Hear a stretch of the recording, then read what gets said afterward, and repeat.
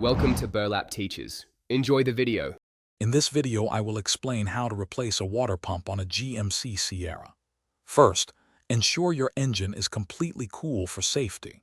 Begin by disconnecting the negative battery cable with a 10mm socket. Next, place a large drain pan beneath the radiator and drain the coolant. You can do this by opening the petcock valve or carefully removing the lower radiator hose.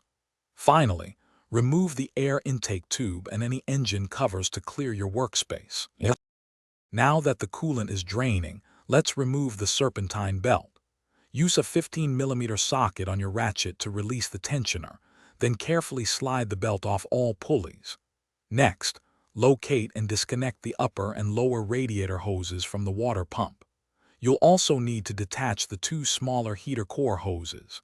Use hose clamp pliers to make this process much easier, and be ready for any residual coolant that might spill. With the hoses and belt out of the way, you can now remove the old water pump. Use a 10mm socket to take out the 6 bolts holding it to the engine block. Once all bolts are removed, gently pry the pump loose and take it off. It's crucial to thoroughly clean the mating surfaces on the engine block to ensure a leak-free seal. Install the new gaskets onto your new water pump, then carefully position and hand tighten the 6 bolts. Now let's secure the new water pump. Torque the 6 bolts to 11 foot-pounds in a crisscross pattern for the first pass, then to 22 foot-pounds for the final pass. Reconnect all the hoses and reinstall the serpentine belt, ensuring it's correctly routed.